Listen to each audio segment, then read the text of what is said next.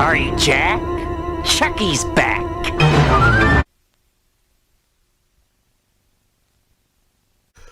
What up? It's your boy T-Bear here in Reaction. Today is Films Friday, and time for the meat and potato for this Friday is the Dead Meat Kill Count.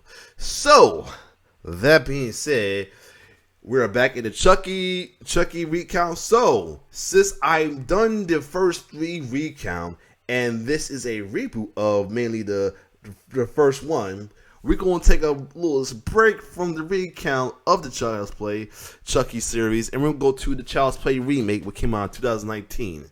Since I had to bite the bullet and watch it, because I couldn't find a way to watch it on my own. You know, my lovely wife, I love her, but she don't like horror films. So I had to make sacrifice, and there's another sacrifice here like I did with the Halloween and everything. I gotta watch Halloween Ends. I found a day to watch Halloween Ends. Hopefully, some days I don't because I be doing other things, but this week coming as a Halloween week, working from home. One of my days working from home, I'll watch Halloween Ends, and I've been hearing mixed reviews of it. I will say that. But anyway, Chucky reboot. I heard mixed reviews about this one too, so we're gonna check it out. Without further ado, let's get it.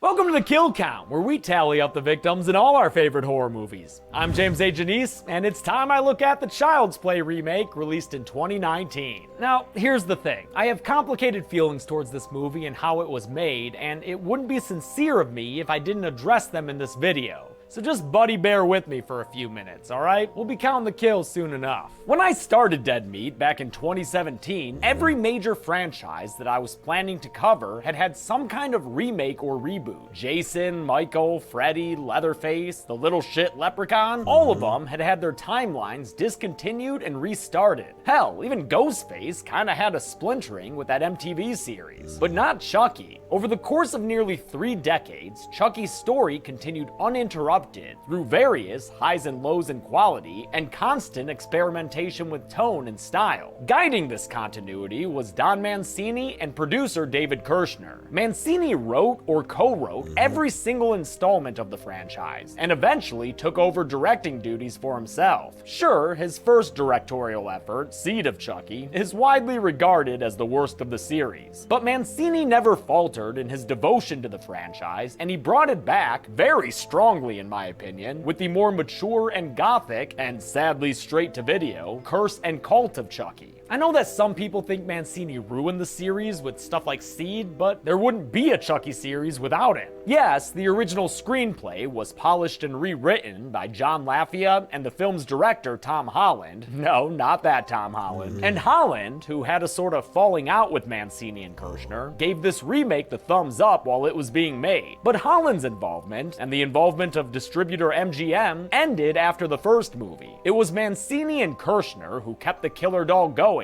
and I would argue that without all the sequels, Chucky wouldn't be the cultural icon he is today. You don't wind up in Ready Player One just because of a single successful film, unless, you know, you're The Shining. Although Universal helped make most of the Chucky sequels, MGM retained the rights to the original film, which is why they were legally allowed to create this remake. But to me, they're just cashing in on the iconic image of Chucky that was cultivated by Mancini all these years. Feels kinda like a cash grab. And note that this criticism is directed towards the studio MGM, not the cast and crew, who obviously cared about the movie they were making and who did a solid job. But whereas MGM has been hands-off since 1988, the Chucky series has always been Don Mancini's baby. Besides his work on Hannibal and Channel Zero, his entire creative career has been centered on the killer doll, and his passion and loyalty to the series is reflected in how many people behind and in front of the camera have stuck with him the whole way through. Brad Dourif and Jennifer Tilly are friggin' Oscar-nominated actors, but they love Mancini and the Chucky series so much, they've never left its side. And it's worth noting... Yes, they still part of it, with the current series, by the way. And, ooh, my God. Speaking of that kill on the past week episode, oh my God. The last kill, if you saw it. My man got Kano'd. I was almost saying, my man got straight Kano'd. you'll get what I mean. If you haven't seen it yet, you'll get what I mean. But that that's the age group of the group. That's got to be the most brutal cut I've seen on the someone of that age group. Whew. Anyway, have both been vocally against the remake being made. And I know, a remake doesn't erase the originals and they'll always be there to watch. But Cult of Chucky ended on a cliffhanger, and Mancini and everyone else involved wants to continue that story, the same story that's been going for 30 years now, in a Child's Play TV series they're developing. in case you're wondering, this was made before the series got released, by the way, this kill count here.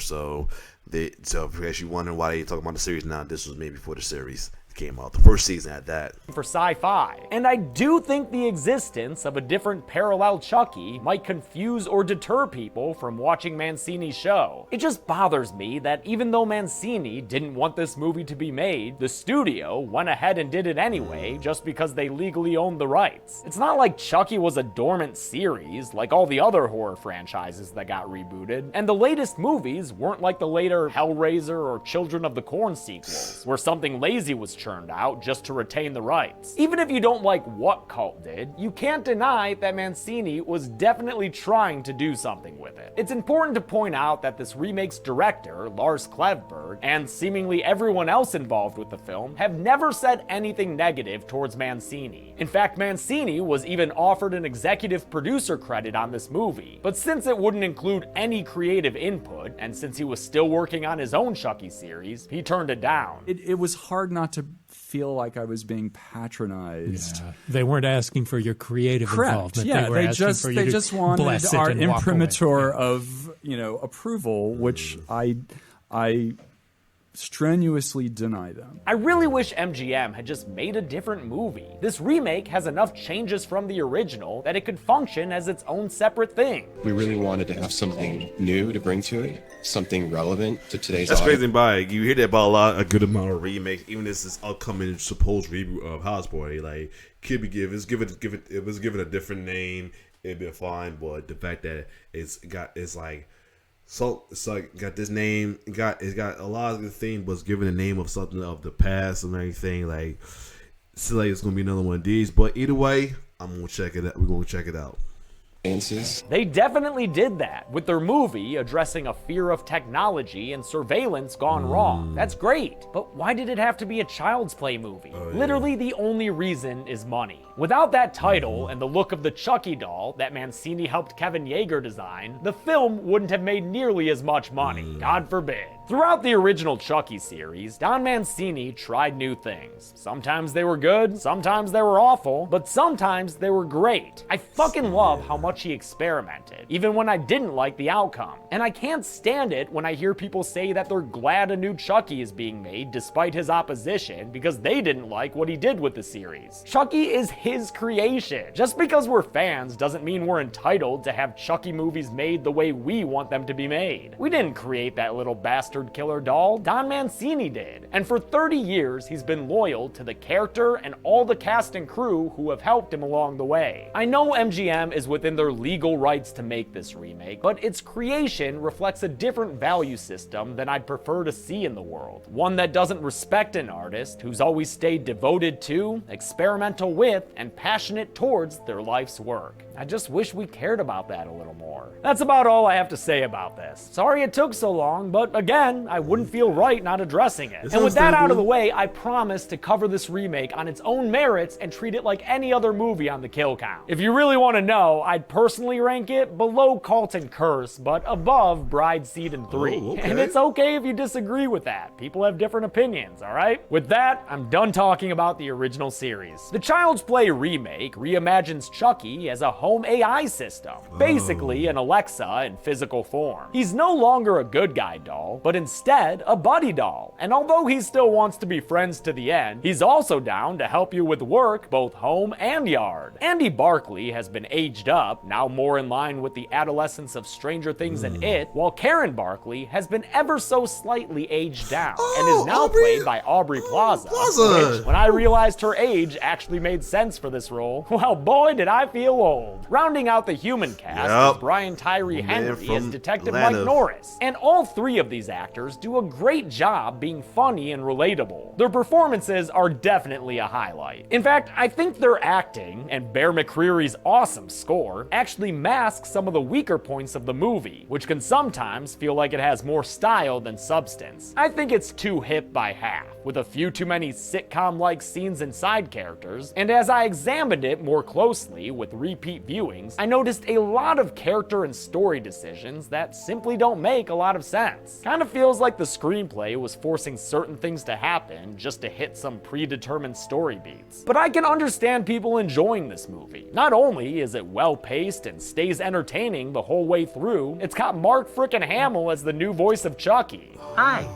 Are you my best buddy? There aren't too many people who could rival Brad Dourif's voice work for the character, but I've gotta say... But you got the man who did the voice of Joker from the Batman animated series? That's good enough.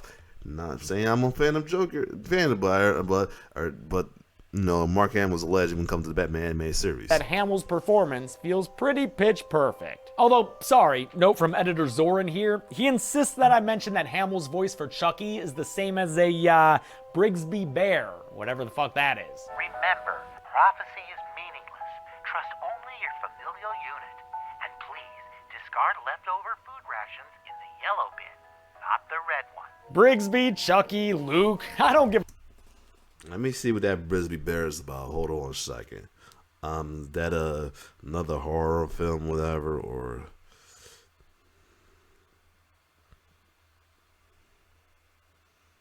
no, it's a comedy drama. Okay.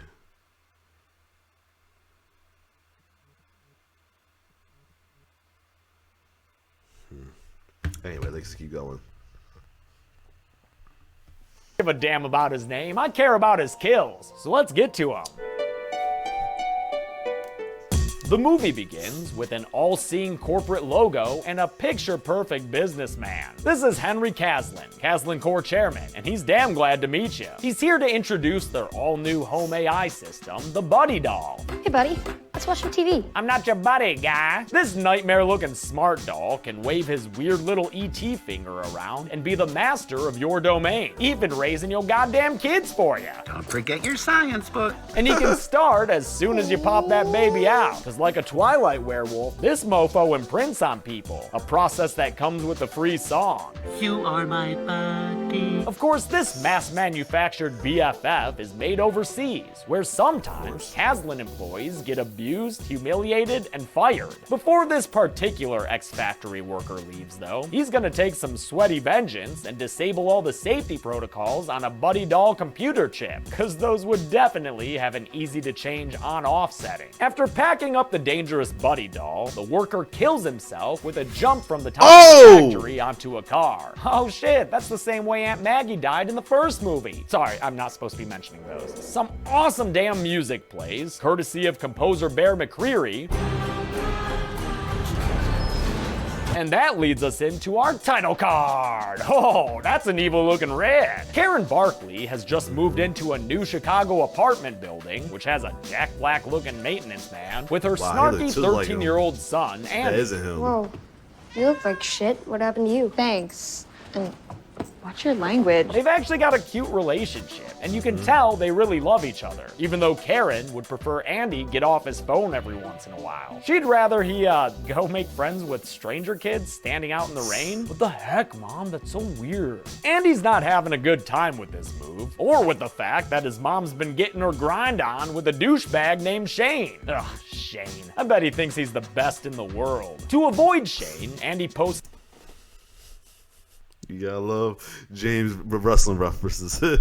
up in the hallway on his phone, which is where he meets Detective Mike Norris while he's visiting his mom Doreen, who lives down the hall from the Barkleys. Norris is a real cool dude and quickly develops a playful rapport with the lonesome young Andy. So what are you, some kind of fourth floor hallway hobo or something like that? It's good that Andy has a friend now, since Karen's always working at Zedmart, where zombies are sold. At the ZM, she's constantly dealing with Buddy Doll bullshit, like this woman returning one whose eyes keep turning red.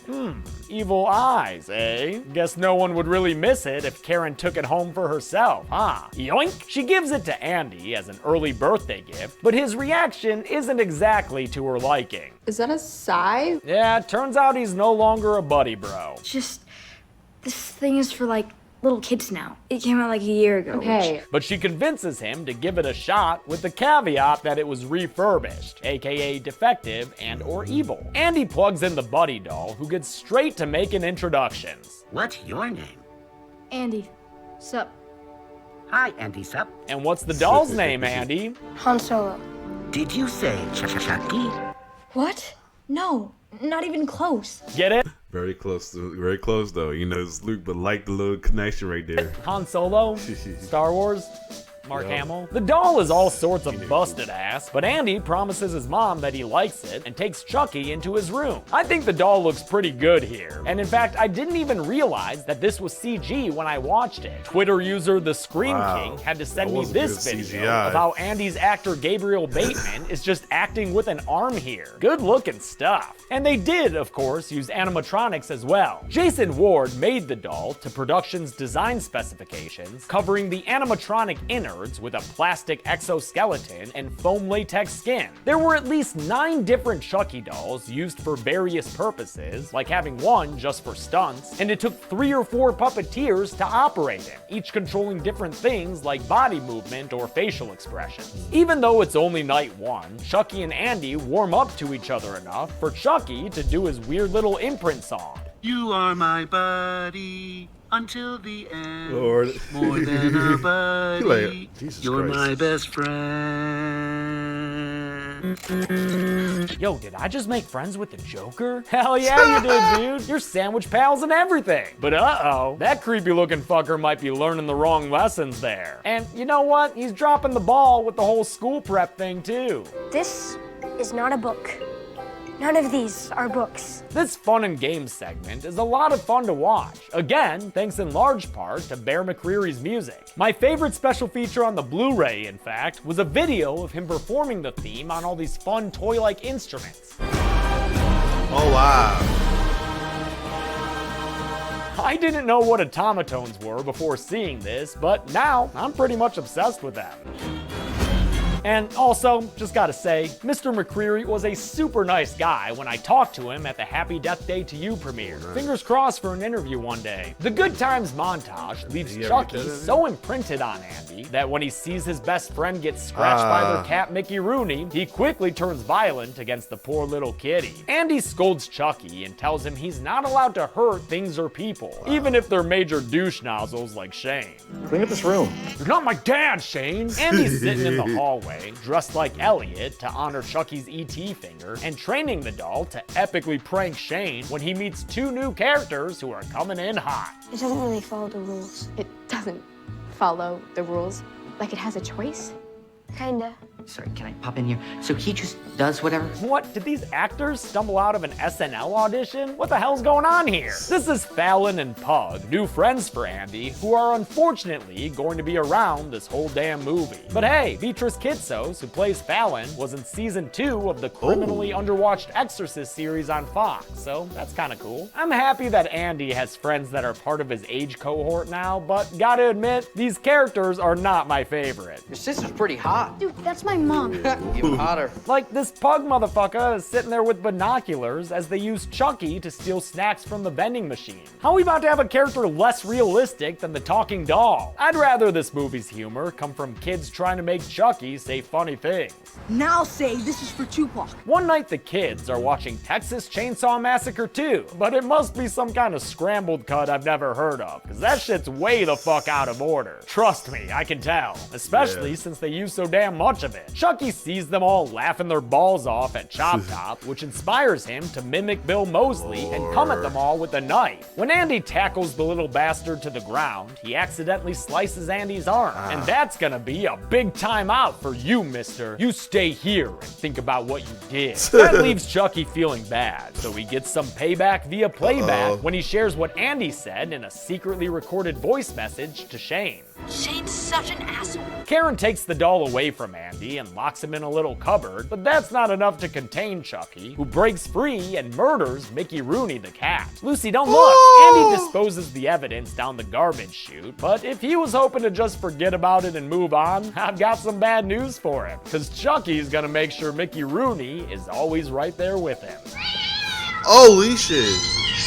Man, that is messed up. That Fuck is you, fucked Chucky. up. He continues to mess with Andy's life when he scares the piss out of and all over Shane, causing the angry mother lover to get all up in Andy's face with his beer breath. I know Shane sucks more than Super Freddy, Andy, but you gotta be careful with what you say. I just want him gone. I just wish he would leave us alone. You have a very impressionable evil doll in the shit. house. Shane leaves Karen after an argument and returns home to his family. What? Yo, Shane's been Don Drapering us this whole damn time. He gets up to some dad duties that night and starts taking down the Christmas lights when his ladder is knocked out from beneath him, sending him crashing and straight up into the ground. Hurt badly and needing help, he sees his phone and starts to crawl towards it through a watermelon patch? What the fuck? Can you grow watermelons in Chicago in the winter? If you can, you probably need gardening equipment like this that Chucky starts up and sends to stalk down Shane. He uses it to trap Shane, and when he goes to stab him, it causes the tiller to mulch up the top of Shane's skull. Like, really grind it up nice and good. Scalps the guy and gives his garden gnome a toupee. Finishes the kill with a bunch of stabbings and a tribute. This is for Tupac. Shit, Chucky must have loved Tupac, because that body's not looking pretty in the daylight. At some point during that kill, Chucky found the time to deface Shane completely, since Andy finds it wrapped around a watermelon in his room the next. Even though Shane was a douche, and he was wrong for messing with his mom while he's married, that's fucked up. This morning. Surprise! Now we can play again. Although Chucky thinks he's done good, Andy locks him in his closet and asks his overexpressive friends for help. Instead of going to the police, they decide to wrap that head up like a present, and eventually, after a long series of hijinks spread across multiple scenes with various near misses, Andy's able to dispose of the evidence down the garbage chute once more. He retrieves a saddened Chucky from his closet prison and leads him into a room with a kick-ass Killer Clowns poster, where Chucky gets ambushed by Pug and Fallon. It was a trap, Chucky, a clever ploy to tear out your arc reactor. Aw, and the poor little buddy was singing his little buddy song as he shut down? That's bound to be hard on Andy. Can't just throw those feelings down the garbage chute, pal. Because of Andy's one-stop style of evidence disposal, that Jack Black janitor Gabe finds a jackpot in the trash, and he takes Chucky home with him so he can bring the doll back to life with some enhanced interrogation. It's here we find out that this gross bastard has somehow installed high-fidelity spy cams all over the apartment building, including in the Barclay bathroom. But before he can enjoy that illegal show, the newly reawakened Chucky shuts it down. Aslan!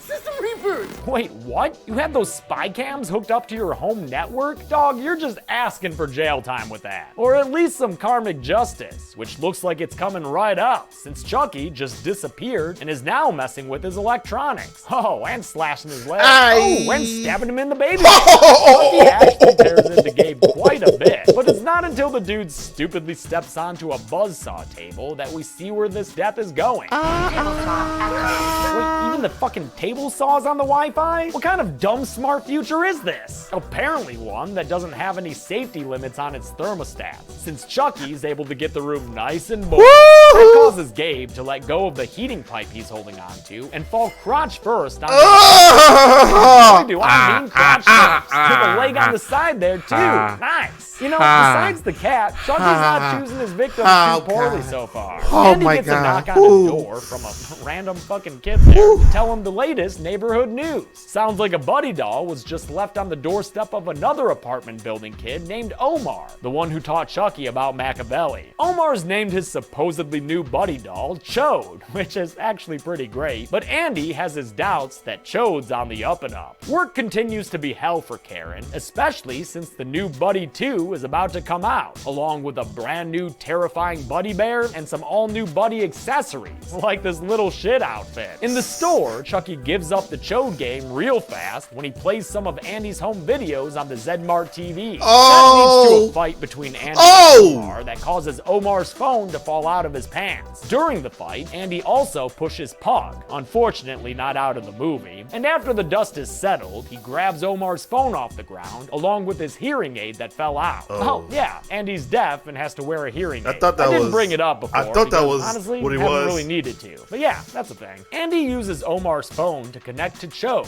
where he sees his friends talking shit about him in the wake of his Zed store freakout. He's not our friend. Not anymore. I guess all the kids at Omar's place don't notice Chucky Chode walking away though, since Andy watches him grab a knife before his video feed cuts out. When it comes back, the doll is all of a sudden outside on the sidewalk, watching Norris's mom Doreen get picked up by a driverless Haslin car. Wait, how did Chucky get outside so fast? And why is he running around like that? I'm not sure, but at least Doreen continues to be great. Oh my goodness. No! It's going backwards. Doreen's taking this driverless car to bingo night, an automatic ride that goes great until it doesn't, and she finds herself in the parking lot staring down a plastic little Chode. Should I even bother asking how Chucky beat a car to this bingo place? He's mad at Doreen because earlier, in pervy Kung Fu Panda's basement, he overheard her on a camera feed saying that Andy was her new best friend. Well, nobody steals Chode's best friend, so he uses his glowing fingertip to send the Haslin car spiraling around the lot. He deactivates Doreen's airbags, unbuckles her seatbelt, and sends her into a collision with another vehicle. But that doesn't kill her on its own, so Chucky has to finish the job himself, right after a jump scare using the car's radio.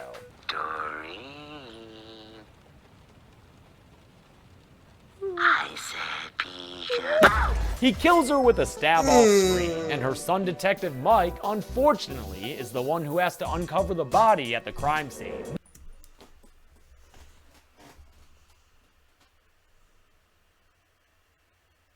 Yeah, I'm a little pissed about that one. Damn it, Chucky. Really? You had to kill a black mama. Oh, you had to kill a black mama.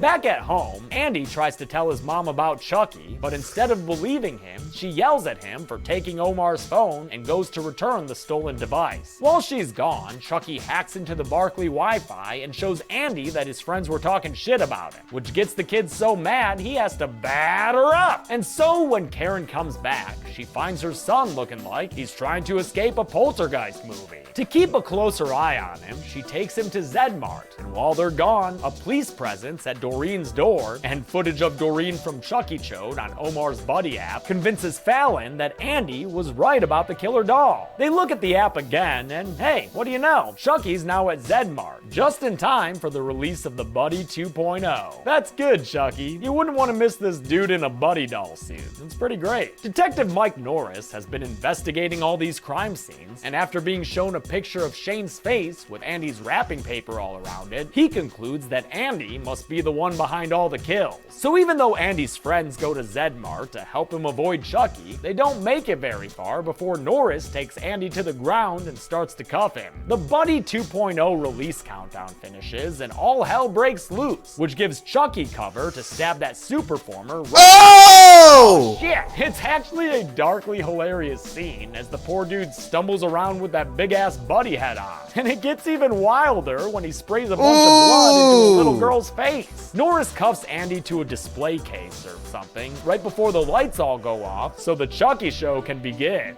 Mom, where are you going? Wait, yeah, where is she going? Why'd she just leave her son right there? Anyway, as everyone's distracted by Johnny Quest on TV, Chucky activates some drones and sends them into the crowd. He misses Norris, thanks to Karen, but the drone does hit West, that worker who had been stabbed in the neck, and the blades finally put an end to the poor guy. There's a whole bunch of chaos as people try to flee the store before Chucky can lock it down. But even though Detective Norris gets slashed in the chest, I only see a single confirmed kill. This employee lying on the ground, found dead. A few people get attacked by the new Buddy Bears brought to life, but I don't see any critical injuries being inflicted. And I'm hoping these grown-ass adults can survive an attack from a teddy bear. Shouldn't be that hard, right?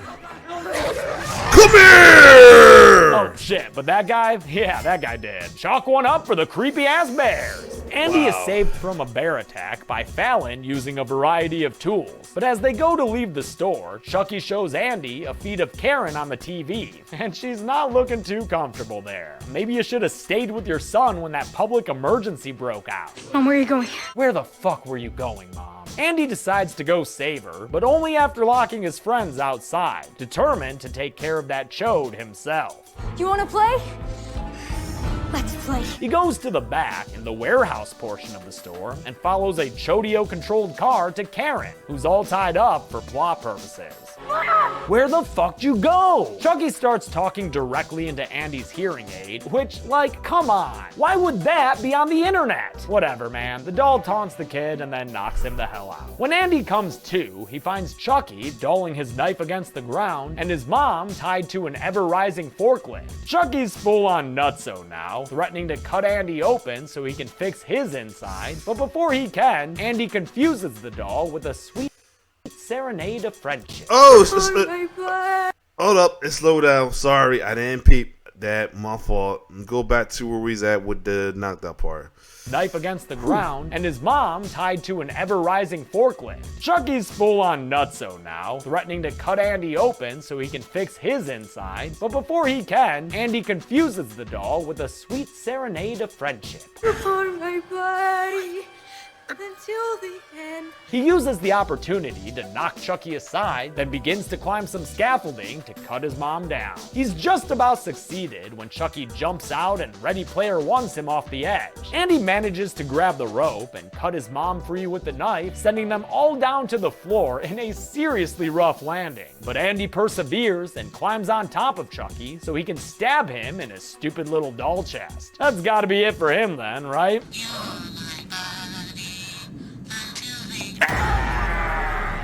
Nah, this is Chucky we're talking about, so he's gonna have to be put down multiple times. This is the end. The actual end, friend, comes courtesy of Karen, who decapitates the doll with her mama bear hand. But this Chucky doesn't go on the kill count. He doesn't have a human soul. He's just AI made up of code. And like I said in the Banana Splits kill count, this is different from the androids in the Alien movies who had sophisticated human-like intelligence. Chucky was just a malfunctioning Alexa made of silicon. So get out of here, Chucky. Burn in hell. The movie ends with Andy hanging out with his friends on a billboard and a Buddy doll being put on a shelf where it still has smiles for miles. How many people became permanently unplugged thanks to some rogue AI? Let's find out and get to the numbers.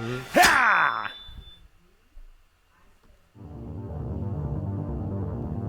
Man, this fucking thing has green in it. I'm sorry. By my count, 7 people died in the Child's Play remake, consisting of 6 men and only a single woman. Really thought there'd be more kills here. With a runtime of 90 minutes, that left us with a kill on average. I'm still sad that they killed the dude mama like that. Every 12.86 minutes. I'll give the golden chainsaw for coolest kill to Shane. I still don't know what a watermelon patch is doing in the middle of a Chicago suburb, but whatever. Dude got his scalp torn off. That's pretty cool. Dull machete for lamest kill will go to the random Zedmart employee seen dead on the ground. I kinda had to give it to him, you know? And that's it. The Child's Play remake came out in 2019 and did pretty well at the box office. Hold up. Who knows? Maybe we'll get another one. Until next time, I'm James A. Janice. This has been the Kill Count. Thanks a lot for watching this Kill Count. I want to thank some... Alright. Sorry for freezing the end, but there you have it. So, this was interesting. One kill I thought was like somewhat justified because he was a douche and he was cheating on his family with the mama, but it was brutal. Very fucked up. But one kill definitely hurt my heart, man. That poor black mama got to get killed like that. Why? Damn. I guess give some arc for the cop, but still, that was fucked up. Other than that, it's though. So next week is back to the polls, and we got that. We'll return to the recount of Child Plays, and we'll check out the the Bride of Chucky. Bride Chucky, alright? So other than that, if you like my reaction, like, share, subscribe my YouTube channel. It's your boy T-Bear signing off. One love.